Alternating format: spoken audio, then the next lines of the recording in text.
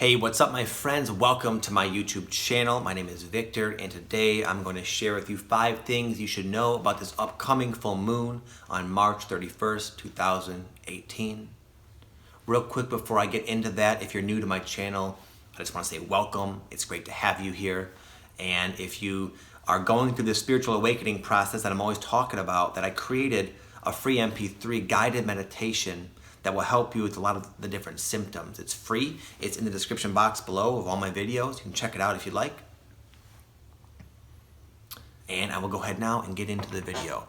I feel so positive about this full moon. At the onset of this month, I felt like it was a pivotal time that we really turned the corner and transition into more of a spring-like, lighter, more activity-based energy. And it feels like pretty much this whole month up until now has been preparing us for that. Or the levee's starting to break a little bit, and this full moon at the end of the month is going to really be like more of that noticeable, like where the game is on, where the energy has shifted, and now it is the time to go and do and be the new person you have become. So it's a very positive time. It feels good to start to exhibit and exemplify and embody the new version of you that you've been cultivating through a lot of this release up until this point. So I'll go ahead now and get into the video and share with you 5 things that might help clarify this overall essential message. Number 1, as I kind of alluded to already, I wrote down things finally moving forward. It's good to stop and pause. We go through life quickly. We don't do a perfect job with all the totality of our life, with our relationships and career and our house and our family. All these things, sometimes it's good to literally have the energy compel us to stop dead in our tracks, look within and look around at what is already there. And when we do that, usually we get bombarded with ideas and insights that we could heed, that will allow us to make these things in our life a lot better. It's not a fun thing to do. It's more fun to go into the new and to adventure, to kind of go into the unknown and see what's out there. You never know what's gonna fall into your life. So it's not as flashy or exciting to look within and look at our life, but it benefits us, because when it's time to move forward, then you're a better version of yourself. And now it's time to move forward. That's what I'm saying. We've been doing all that other stuff. Now it's time to go. And even though you might not feel perfect, things might not be perfectly enhanced or improved as the way you will want to do it, you can at least start taking action, and you'll feel more clear and less resistance. You'll feel more supported. Number 2, and this is a very exciting one, is I wrote down soul remembrance. What I mean by that is we have done such an epic amount of clearing as of recently that we have expanded into such a higher state of awareness that it is going to now be possible to have memories, whether they're actual memories or usually just sort of a knowing of who and what we really are. And I'll give an example of how this can play out.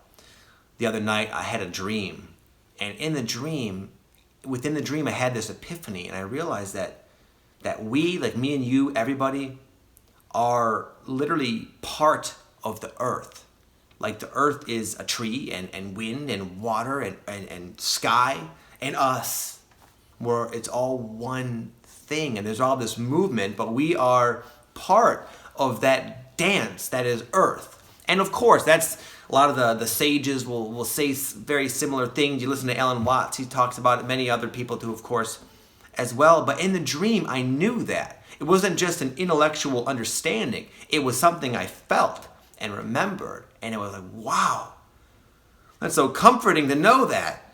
And I woke up just feeling that way. Like, wow. It was just so mind-blowing to have that concept stick in a way that I could embody, at least for a little while. My wife had some other real profound insight. The other day, Ironically, she was watching one of my videos. She normally doesn't, but she was watching one, and during the video, she had an insight. She said that it hit her that her feeling uncomfortable in public or in social situations, she could see now super clearly that it's because when she was young, she was so empathic and could feel everyone else's nerves. And she just got in the habit of associating all of that with her own and kind of took everyone's anxiety on as her own. But now all of a sudden she had that discernment that say, you know what? All these emotions that might still be there, they're not really mine. And she said when she just had that epiphany, it was like just this huge, just like fun, again, foundational release. That's a game-changing insight. And that's just me and her. I'm hearing this from other people as well. So be open to that being a potential that you could change on a foundational level in the blink of an eye because of the work you're doing, the clearing you're doing. All it takes is that one little extra stone that gets expelled from your aura, and then it's like, you can see clearly now. Number 3 is I sense a restless rising up of the light worker, of the awakening soul in a good way. What I mean by that is that we can go through a time where we just become fed up with the wreckage that comes along with operating from an egoic state of being. Where it's like, you know what? I'm done with that. I'm done shying away from things I want out of fear. I'm done giving in to these temptations for short-term gratification, which I can easily see leads to me being inevitably unhappy, and I'm done with all of that.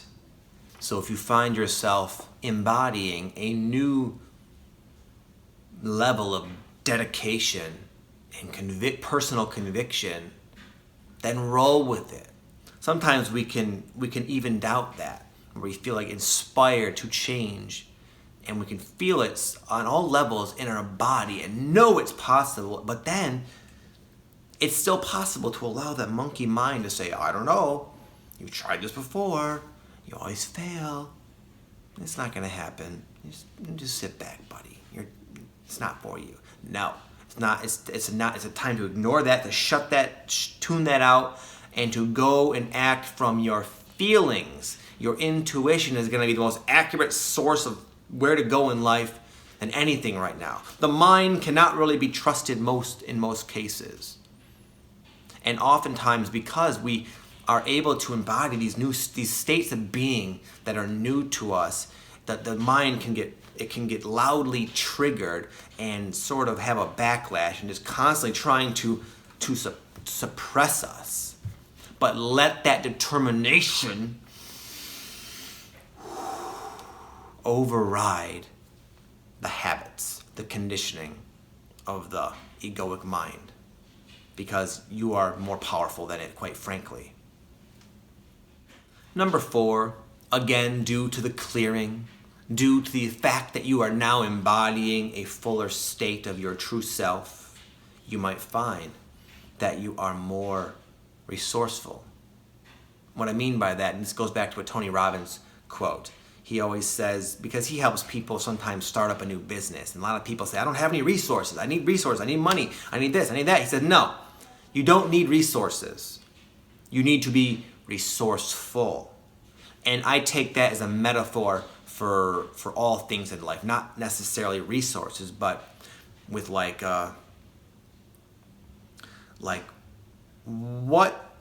it is we want in life, it's only because we associate it with a certain state of being. I want to be loved. I want to find my soulmate. I want to have this awesome career. I want passion. I want a soulmate for love. I want to have a lot of abundance so I'm free. Those foundational states of being you'll find you can have and embody with not as much resources as you might think, if you're just resourceful and creative. Now, I shared an example with my email newsletter the other day, where I expressed that yesterday morning I cleaned the garage. I put it off. It was kind of a mess, And in the past, I never liked cleaning garages. Who does? Most people don't. But I chose to be resourceful in this case, and I busted out. So I got some tunes playing. I got my little boombox here. I put on some good rock and roll. I invited all 3 of my children to come. I set them up to wash all the bikes. And then we were all kind of there, just hanging out, jamming. It was a nice day.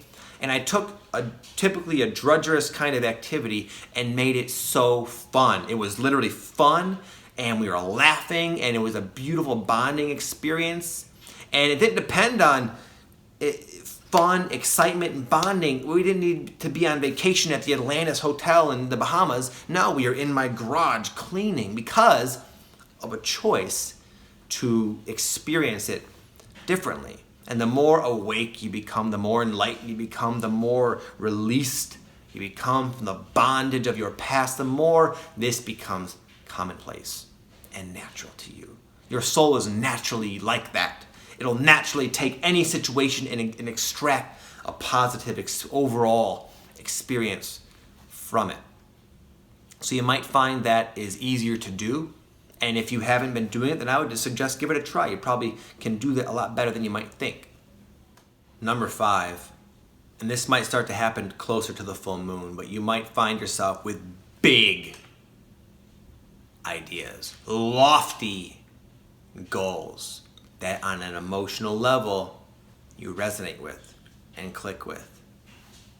And that's extremely exciting. A lot of times when we go through a big shift like we've been going through, then the new us suddenly just like wants for things that, because you're a new version of yourself, it's now possible. And the mind can take some time to catch up. Like, whoa, that seems crazy to think about that. I can't imagine that. How? And yet the feelings, the resonance, it's there. And that, my friends, you can trust. You'll be supported. Your soul will naturally gravitate towards other aspects of life, whether it be a future goal or whatever, that has a resonance. And in doing so, if you just follow that up with like kind of following suit, you'll be given synchronicity and opportunities, and you'll literally be supported now more than ever. So it can seem from the onset like, wow, that's a long, that seems out of reach for me. But with the variable of your higher self being more clearly understood and more of an energetic support from the universe, these big things are now possible for you. I'll give an example. I was at my friend Aaron Dowdy's house the other day, another YouTuber. In fact, I just had a video with him the other day. And he just moved into this new place, really sweet, awesome, like new house. He's living with some friends. And it called to me. It was just such a beautiful home.